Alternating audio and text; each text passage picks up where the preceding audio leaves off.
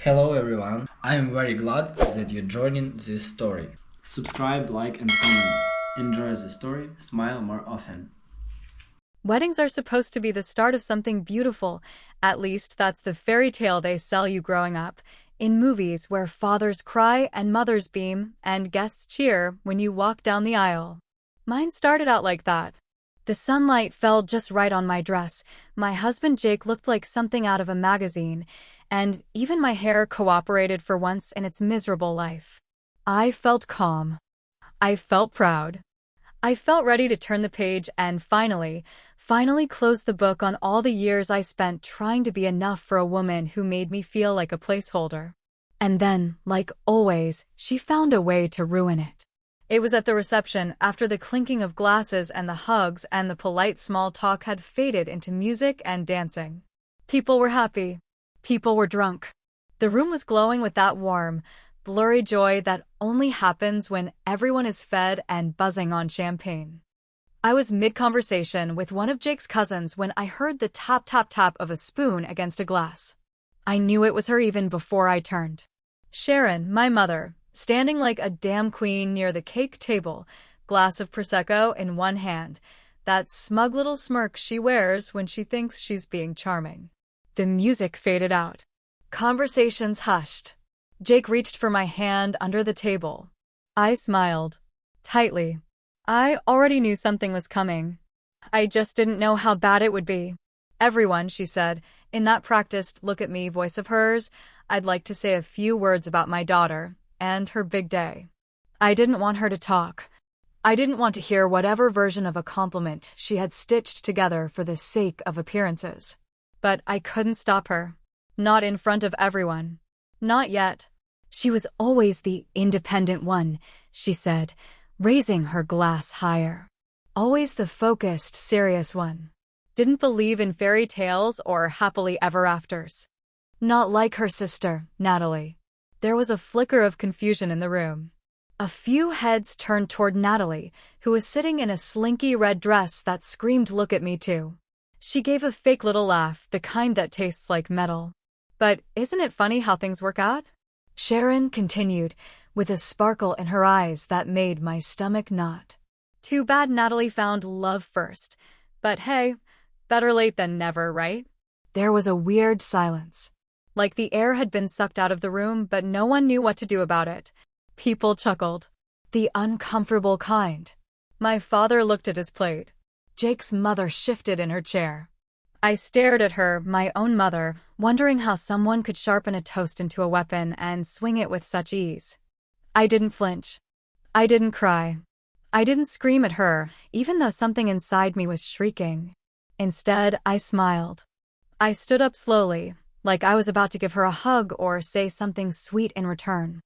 I walked across the floor in front of all those blinking eyes, picked up my little clutch from the head table, and pulled out a white envelope with her name on it in clean, sharp lettering. I handed it to her. She blinked, confused. "What's this?"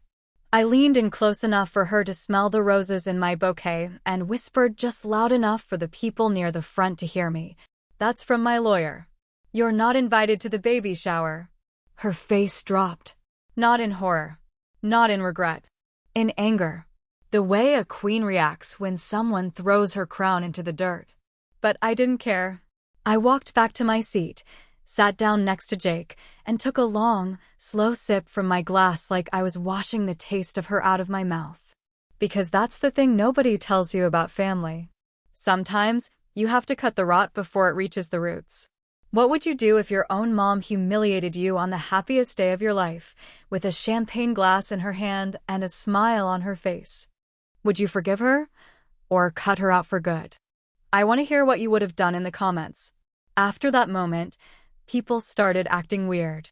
Some avoided eye contact. Others clung to me like I was the victim of a public mugging, offering weak apologies on her behalf like that would somehow make me forget the decades of quiet cuts that led to this one final blow.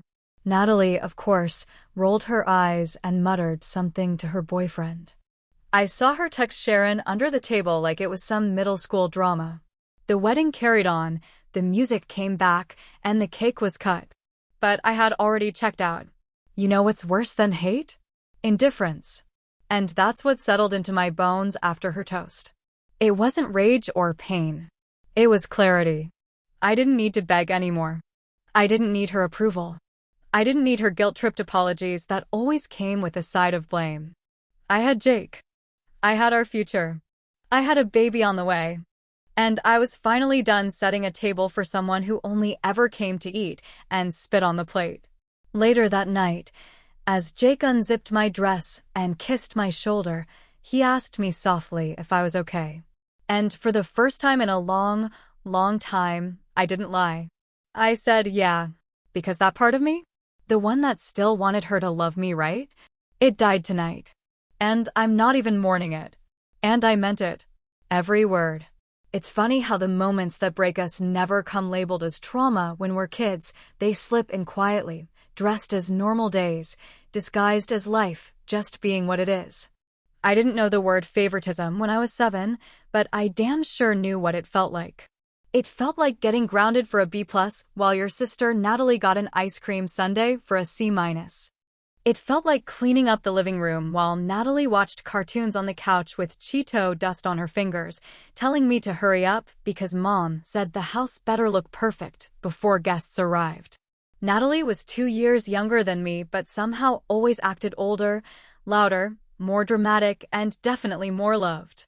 I was the quiet one, the responsible one, the such a good helper when company came over, and Sharon, the woman I had to call Mom, never missed a chance to parade Natalie's beauty or spunk or whatever else made her stand out that day. And if I so much as rolled my eyes, I'd get the look. You know the one. That sharp glance that says, "Don't you dare make this about you." There was this one birthday, I was turning 9, and I had been begging for a bike for months. Not a fancy one. Just one with purple streamers and a little white basket.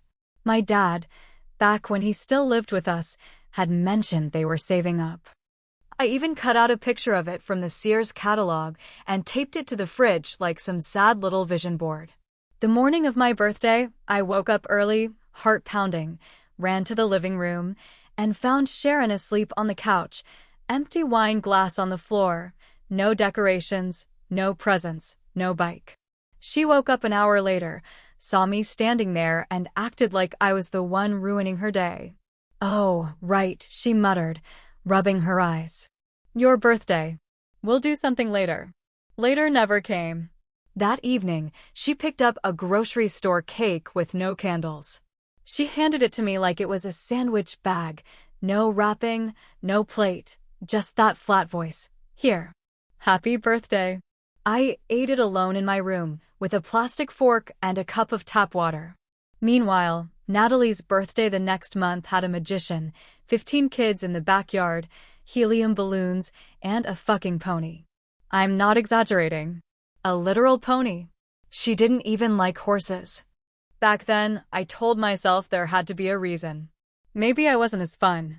Maybe I didn't laugh enough or cry loud enough or sparkle the way Natalie did. I started working harder, doing extra chores without being asked, getting straight A's, memorizing my multiplication tables while Natalie snuck out to kiss boys behind the roller rink. None of it mattered. If Natalie got caught doing something bad, it was because she was just young or acting out or so sensitive. If I so much as sighed too loud, Sharon accused me of having an attitude. And God help me if I ever pointed any of it out. Once, when I was about 12, I tried to ask her why Natalie didn't have to clean the bathroom like I did. Her answer? Because Natalie has more important things to worry about than scrubbing toilets. Don't be jealous. That word stuck to me like dried paint, jealous. As if everything I was feeling wasn't valid, wasn't real, just some green-eyed monster twisting my brain. So I stopped asking questions. I stopped expecting fairness. I swallowed the unfairness like it was medicine and convinced myself that someday, when I was older, she'd appreciate me. Spoiler, she didn't. Looking back now, with years and therapy under my belt, I can see what it really was. I wasn't the favorite. I wasn't even second place. I was the insurance policy. I was the one she could count on to babysit Natalie when she got blackout drunk, The one who'd cook dinner when she was too hungover.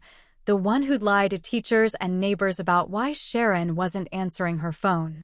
I was the cleanup crew for every mess she and Natalie made, and the only time I got noticed was when I failed to do that job perfectly. But I kept showing up. God, I kept showing up. Because deep down, I still believed that if I just did enough, loved her enough, helped enough, proved myself enough, then one day she'd look at me and see her daughter, not her fallback. People love to romanticize motherhood like it's some sacred, untouchable thing.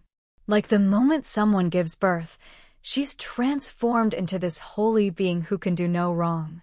But the truth is, some moms are just broken people who should never have been handed the title. And some daughters spend their whole lives trying to earn a kind of love that simply isn't in the room. I remember once, at 14, after another brutal fight over nothing, I locked myself in the bathroom and cried into a towel. I whispered to myself, "You are not crazy. You're not imagining this. It's real." That became a ritual. I repeated it in college. I repeated it after Natalie stole $500 from me and Sharon told me to stop holding a grudge. I repeated it the night before my wedding when Sharon commented on my dress and said it was safe, not sexy, but that's very you. And I repeated it again after she gave that toast. You are not crazy. You're not imagining this. It's real. I wasn't her daughter in any way that counted. I was her backup plan, her safety net, her punching bag. But not anymore. Because I finally took myself off the shelf. By the time I was in college, I had learned to answer the phone like I was already bracing for a hit, like I was waiting to hear that Natalie had gotten into another mess, and I would be expected, again, to clean it up, hide the evidence, or write a damn check. My ring-own became a trigger. I'd see Sharon's name on the screen and feel my stomach coil, like a dog that had been kicked one too many times but still crawled back home out of loyalty or muscle memory, or just some deep-buried hope that maybe this time would be different. But it never was. Natalie burned through life like she was allergic to stability. She bounced between college majors like they were outfits at a thrift store. One semester she was pre-med, the next she was finding herself in art school. Then she was back home trying to detox after a boyfriend got her hooked on pills. And every time she crashed, Sharon called me not because she respected me, not because I was her trusted daughter, but because I was reliable. I was the one who answered. I was the one who didn't hang up. I can't count how many times I wired Natalie money I didn't have, skipping meals or working extra shifts just to make sure she could pay rent or buy food or bail out some loser who'd wrapped her around his greasy finger. I remember one night in my sophomore year when I had a final in the morning and Sharon called sobbing that Natalie had locked herself in the bathroom and wouldn't come out. She didn't call 911. She didn't call a counselor.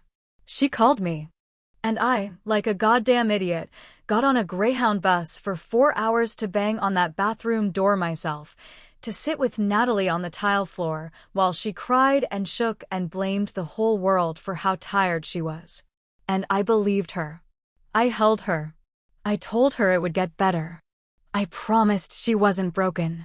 I meant every word even when I knew I was lying. That was the twisted thing about it. I loved her. Even when she didn't deserve it. Even when she left mess after mess behind her, she was still my sister. And when we were kids, I used to sneak crackers into her room when she skipped dinner, used to read to her when she was scared of storms, used to cover for her when Sharon lost her temper. That history doesn't just disappear. It hangs around like a ghost. But ghosts can turn on you. The final straw, or what should have been, was a guy named Mark. I met him junior year. He was sweet in that soft-spoken, awkward kind of way, the type who held the door too long and called his mom every Sunday. We dated for 8 months. He knew about my family. He listened when I cried. He told me I deserved better. And then, one weekend when I went to visit my dad after his hip surgery, Mark stayed behind at my apartment, and Natalie showed up. I don't know the full version of what happened because neither of them had the guts to give it to me straight. But I got pieces. First from a mutual friend who saw them together at a bar, then from a string of texts Natalie accidentally left open on my iPad. I confronted her, shaking with rage, hoping she'd at least deny it so I could cling to a sliver of doubt.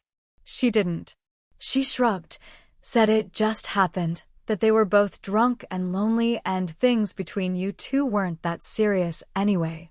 Like my feelings were an afterthought. Like betrayal was a mild accident you apologize for and move past with a Hallmark card. I didn't speak to her for 3 weeks.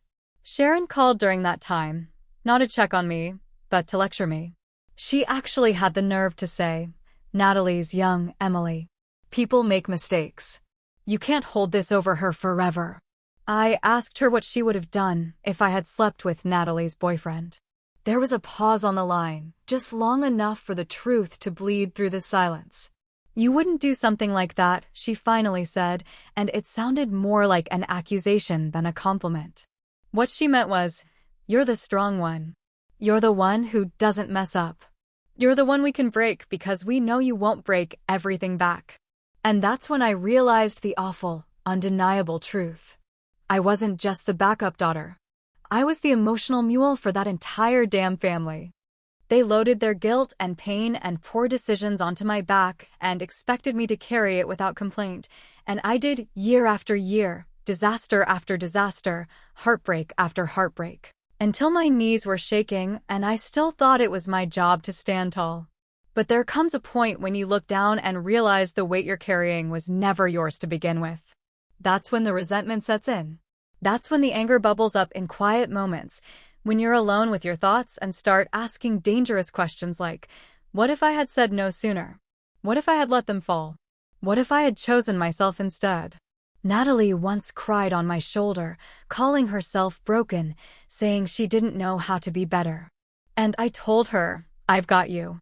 But what I should have said was, then maybe you need to fall flat on your face and learn what it feels like to get up alone. Because I wasn't helping her anymore. I was enabling her. I was keeping the whole sick machine running just by being reliable. Eventually, even crutches crack under pressure. And my shoulders were damn tired. Falling in love with Jake felt like slipping into something warm after years of cold drafts and thin blankets. The kind of love that didn't require me to shrink or bend or earn my place at the table. It wasn't some earth-shattering fairy tale. It was steadier than that, small, kind moments stacked quietly on top of one another until I looked around one day and realized I didn't have to brace myself anymore. He wasn't a fixer-upper project. He didn't need me to be a savior or a martyr. He just wanted me to be me. And that scared the hell out of me at first. I met him through a friend from work on a night I nearly skipped because I was exhausted and worn out from yet another round of family drama that had landed like a lead weight in the middle of my week. But I went anyway, and there he was, holding the door open for a stranger, laughing too loud at a corny joke, and ordering an extra drink in case anyone forgot theirs.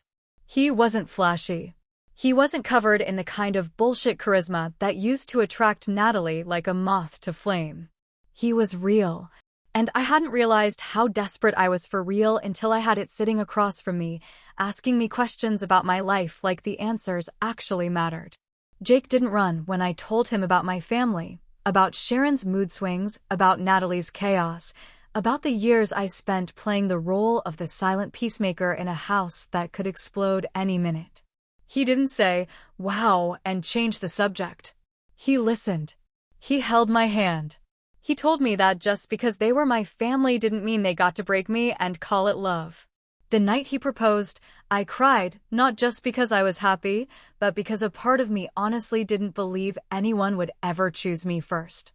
He had planned a little dinner at the spot where we'd had our third date, tucked the ring into the middle of a slice of lemon cake, and fumbled the question through a smile so wide I thought his face would split. I said yes without hesitation. There wasn't a single doubt in my chest. Telling Sharon was complicated. I knew it wouldn't be tears and clapping and mother-daughter bonding. I knew better. But some part of me still hoped, after all these years, all the wounds and silences and second-place smiles, that maybe this milestone would shift something in her. That maybe she'd see I had built something good without her help and feel proud instead of threatened. Instead, she looked at the ring like it was a piece of costume jewelry I'd picked up at a gas station and said, "Are you sure you're not just pregnant?" I blinked. Jake's hand tightened in mine under the table. "No," I said slowly. "I'm not pregnant. We're just happy." She raised an eyebrow, took a sip of wine, and shrugged.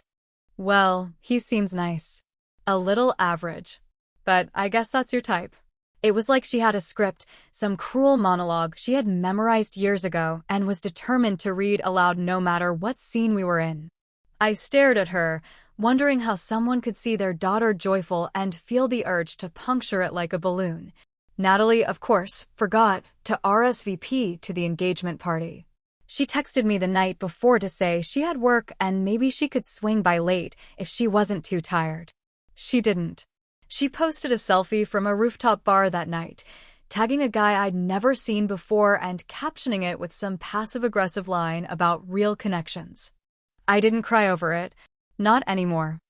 I just nodded, made a mental note, and poured another glass of wine for the guests who actually showed up to celebrate us.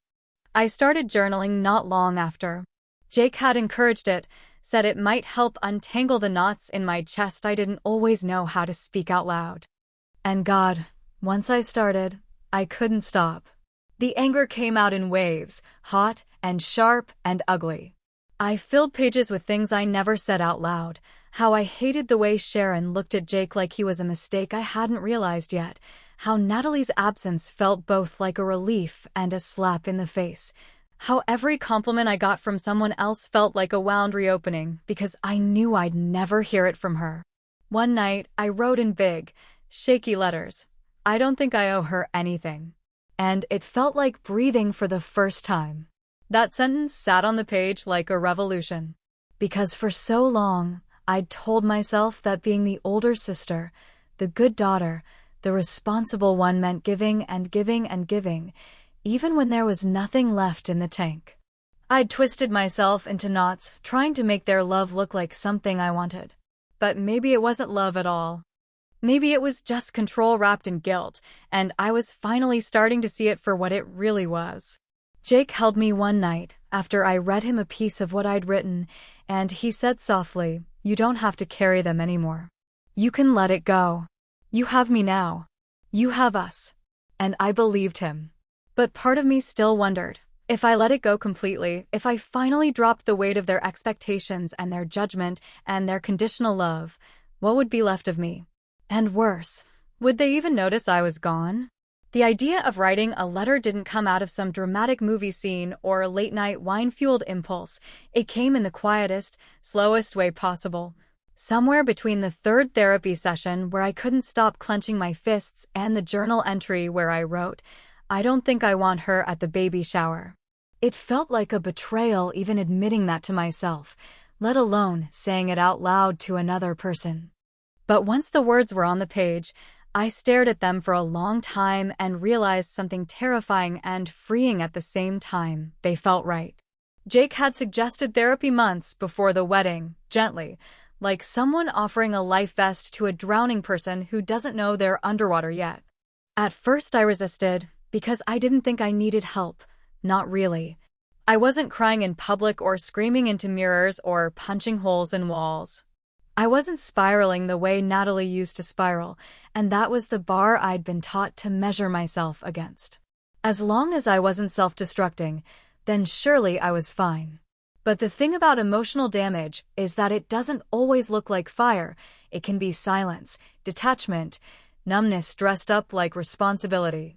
And eventually I realized I was walking around with a backpack full of bricks that wasn't even mine to carry. The therapist's name was Diane, and she didn't waste time coddling me or wrapping my pain in soft platitudes. She asked hard questions, the kind that stay with you for days and make you wake up at 3 in the morning realizing your entire childhood was not, in fact, normal. One session, she asked me point blank, "What would happen if your mother wasn't part of your life anymore?" I froze because the idea felt blasphemous. Like cutting off a limb. But the more I sat with it, the more I understood that keeping her around out of guilt wasn't the same as keeping her around out of love. So I started writing the letter, not out of revenge, not to be cruel, but because I needed boundaries that weren't just emotional, but concrete. I was pregnant. I was bringing a new life into this world, and I had no interest in subjecting my child to the same broken dynamics I had spent 3 decades surviving. If that meant being the bad guy in someone else's story, then so be it. At least I would be protecting my peace. The letter was short, precise. My lawyer helped draft the language to make it clear and enforceable. I explained that, due to long-standing emotional harm and recent actions that crossed multiple boundaries, Sharon would not be invited to attend the upcoming baby shower. Furthermore, unless she agreed to attend therapy with me and take full accountability for her behavior without minimizing, gaslighting, or redirecting blame, she would not be involved in any major milestones related to my child's life. No hospital visits. No first birthdays. No Christmas mornings. Nothing. It wasn't written out of anger. It was written from the clearest place I had ever stood in. Jake, though, was nervous. He didn't say I was wrong. He never once told me I was overreacting or imagining things, but I could see the worry in his eyes when he read the letter. One night, after dinner, he sat across from me at the kitchen table, folding and unfolding a cloth napkin in his hands, and said, "Are you sure this won't just make everything worse?" It was a fair question, and for a moment, I didn't know how to answer. Because yeah, maybe it would. Maybe it would pour gasoline on an already smoldering fire. But then I thought about the alternative, letting Sharon show up, smile through her teeth, make passive-aggressive comments about the nursery colors, offer parenting advice laced with poison, and whisper in my child's ear one day that I was always difficult. Always dramatic, always less than. "I'm sure," I said, with more conviction than I expected, "because I can't let her near our kid until she learns how to love without control." Jake nodded slowly. He didn't push. He didn't argue. He just reached out, took my hand, and said, "Then I've got your back." The day I handed her the envelope at the wedding reception, of all places, felt surreal. Like I was stepping into a role I had rehearsed for years, but never thought I'd actually get the courage to play. The look on her face, that flicker of confusion turning into fury, was everything I expected. But what I hadn't expected was the absence of guilt in my chest. I didn't feel ashamed. I didn't feel cruel. I felt clean. And that's the thing no one tells you about protecting your peace. It's not some enlightened, zen moment of inner clarity. Sometimes it's cold. Sometimes it feels like a business transaction. Sometimes it means sending a legal document to your own mother while smiling for photographs. But in the end, it's yours. And no one has the right to tear it apart just because they gave birth to you.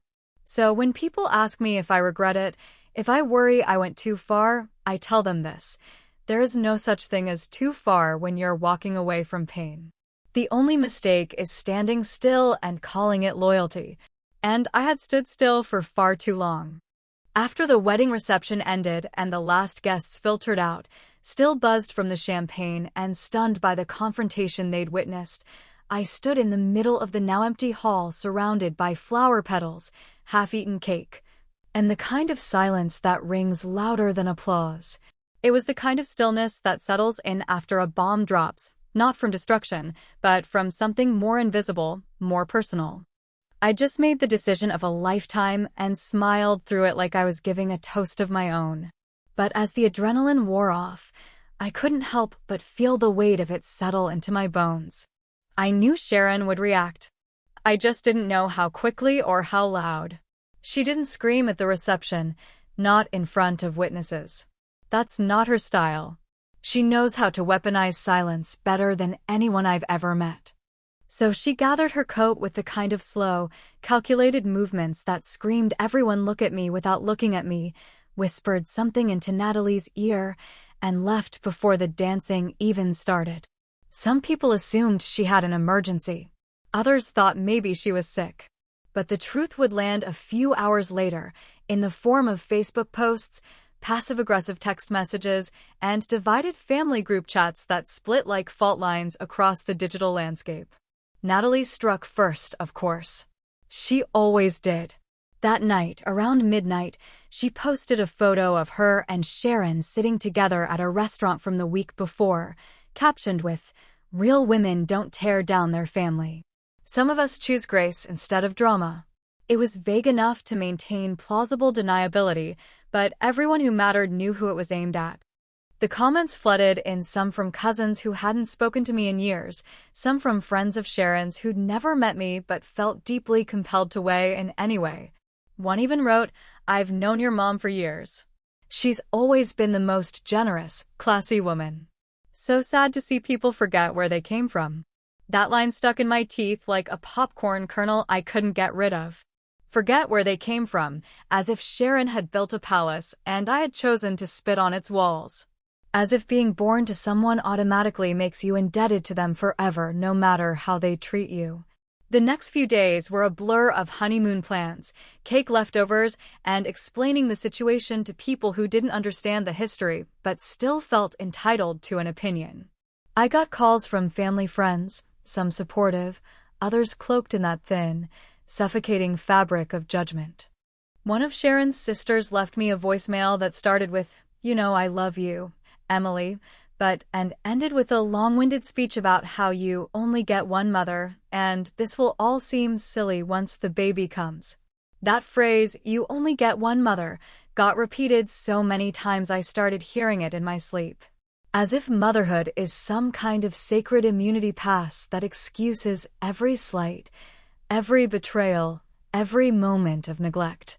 As if the simple act of giving birth erases the years of damage that followed. No one talks about what happens when the one mother you get treats your pain like a personal inconvenience. No one warns you how isolating it is to choose yourself over tradition. But not everyone turned away.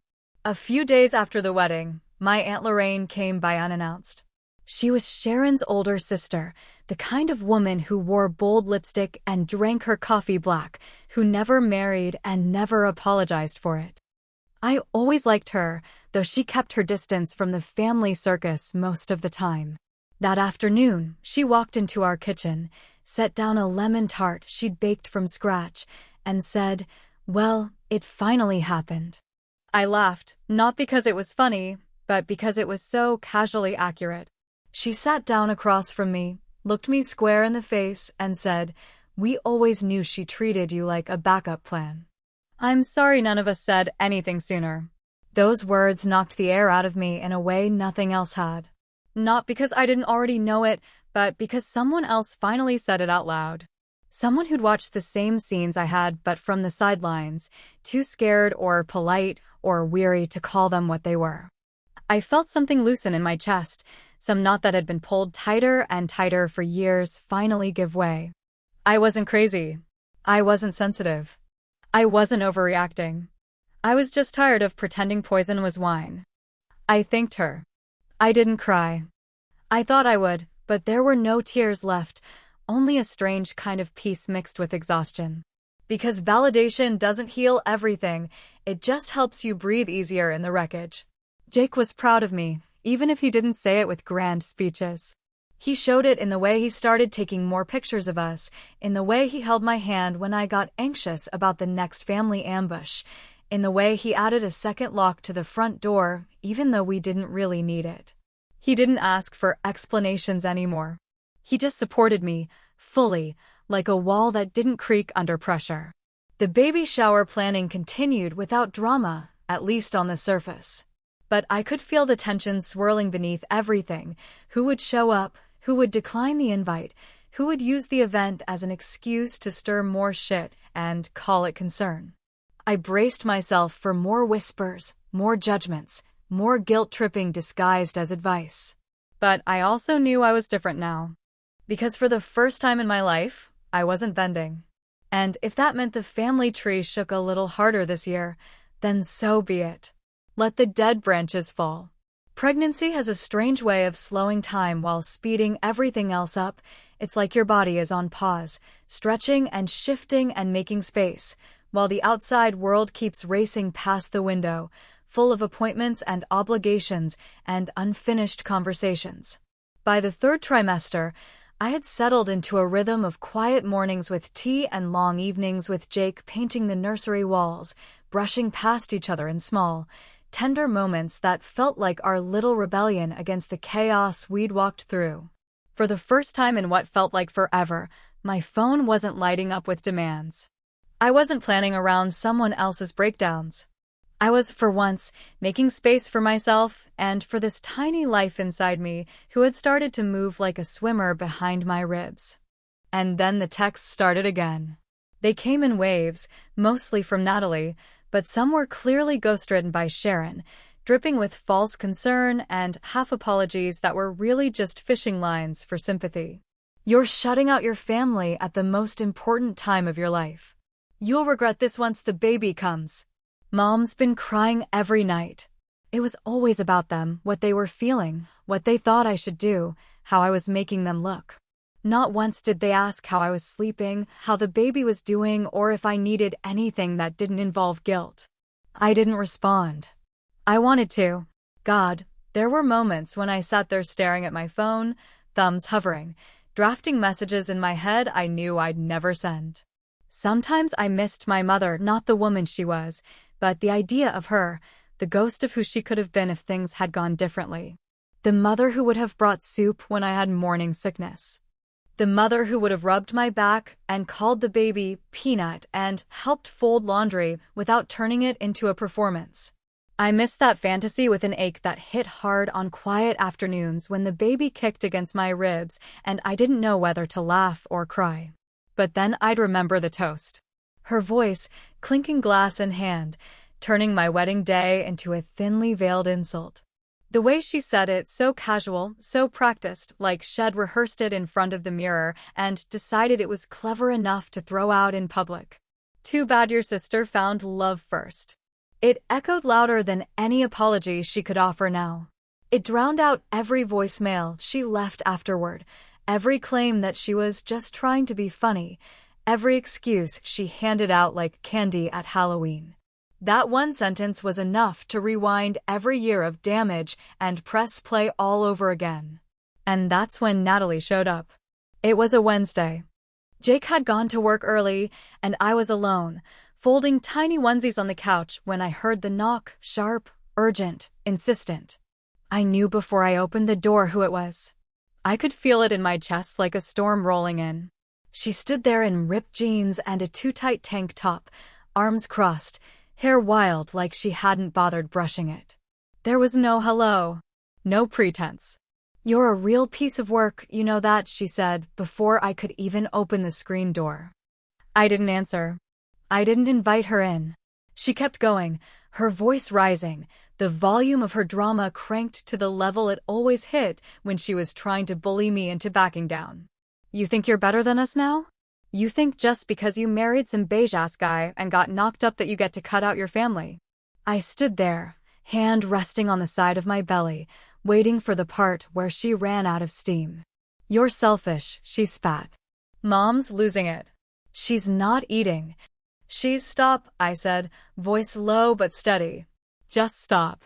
Natalie blinked like she hadn't expected that. Like she thought I'd cry or explain myself, or at the very least, crack under the weight of our shared history.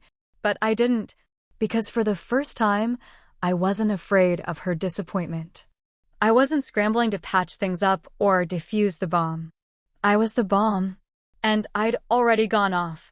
I don't owe you loyalty, I said, the words rolling out slow and sharp. Not for sharing a childhood. Not for surviving the same woman.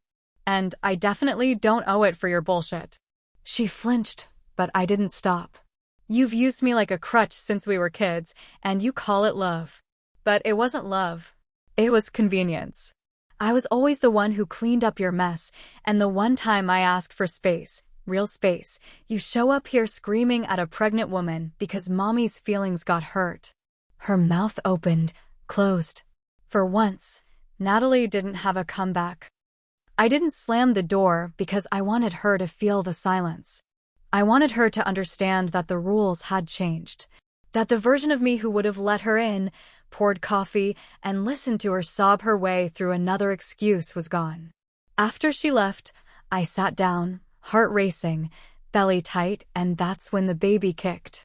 A hard, decisive thump right beneath my ribs, as if he was reminding me I wasn't alone in this anymore. I reached for my phone, opened Sharon's contact, and without fanfare or a second thought, I blocked the number. No ceremony. No speech. Just done. And I sat there, staring at the screen for a long moment, feeling the quiet bloom inside me like something sacred. Sometimes peace doesn't feel like a celebration. Sometimes it feels like finally hanging up on a conversation you've been forced to listen to your entire life.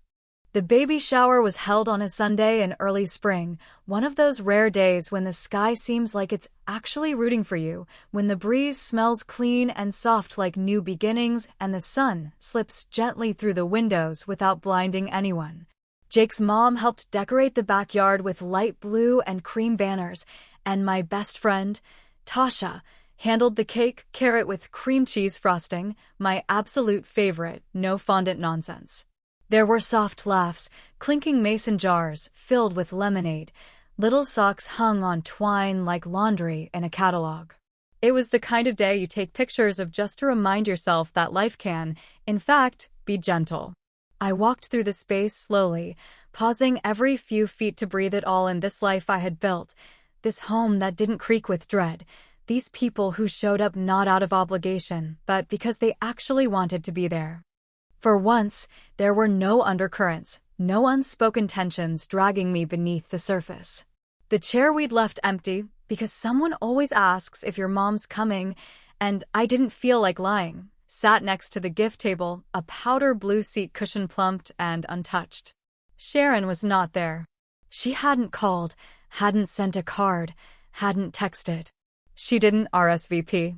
She didn't need to. And yet, there were moments when I looked at that empty chair and felt something catch in my chest. Not grief exactly, not guilt either, but a slow, aching recognition of what should have been. I watched Jake's mom place her hand on my belly and say something sweet to the baby, and I wondered, for a flicker of a second, what it might have looked like if Sharon had wanted to be that kind of grandmother. Not just someone who showed up for the pictures, but someone who showed up for me. I wondered if the child growing inside me would ever ask where she was, and if I'd tell the truth or soften it for their sake. But then someone made a joke about diapers, and the moment passed. The guests were lovely. Nobody mentioned Sharon, though I saw the glances at the empty chair, the raised eyebrows quickly lowered. My Aunt Lorraine gave me a knowing nod as she passed me a gift bag full of hand-knitted baby clothes and a pair of tiny booties with sunflowers stitched on the soles. Made them myself, she said, and I nearly cried right there on the patio, not because of the gesture, but because of what it meant.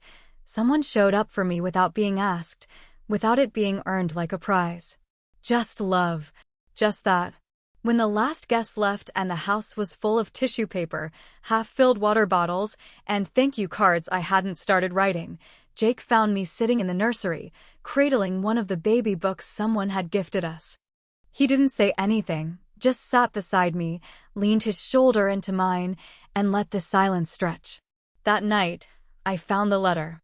It was tucked inside a baby gift that had no name on it, just a white envelope with my name in Sharon's handwriting, looped and careful, the same way she used to label our school folders. I don't know how she got it into the gift pile. Maybe she sent it through someone else. Maybe she mailed it to someone who brought it without realizing. Either way, it found me. I held it for a long time before I opened it. Part of me didn't want to, because I knew it would pull me back into that gray space I'd finally managed to climb out of. But another part, the tired, human part, wanted to believe that maybe, just maybe, she'd said something real. The letter started like any apology might. I know I haven't been the easiest person to love. I know I've hurt you. I wish I could take some things back. But it didn't take long before the shift happened, that subtle pivot where an apology turns into a defense. You always misunderstood me. I never meant to hurt you the way you think I did. I'm not perfect, but neither are you. It ended with something that stuck in my throat like glass. I hope one day you'll understand how hard it is to be a mother. Maybe once you have your own child, you'll see what I was up against. I did my best, even when it didn't look like it. And that was it. No signature. No return address. I sat there, the letter trembling in my hands, the baby pressing against my ribs like he was reminding me where my attention belonged. I wanted to scream. I wanted to crumple the paper and burn it in the sink. But I didn't. I folded it carefully, placed it back in the envelope, and slid it into the bottom drawer of the nursery dresser, beneath the extra crib sheets and the unopened pacifiers. Because here's the thing no one ever wants to admit out loud. Sometimes people apologize not to heal the wound, but to control how you remember the pain. Sharon didn't write that letter for me.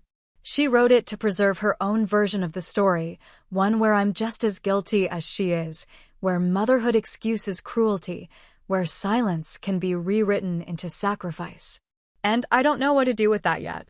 Part of me wants to reach out, if only to say the words I never got to say while she was standing in front of me. But another part, the louder part, the one that now sleeps better at night, knows that silence can also be a kind of answer. Maybe the healthiest one I've ever given. The baby kicked again while I stared at that empty chair, this time harder, like a little fist against the inside of my ribs. And I smiled, because that kick felt like clarity. Do I let her back in, or do I protect the peace I finally found? Maybe I don't need to decide today. But one thing I know for sure, that empty chair hurt a whole lot less than it used to.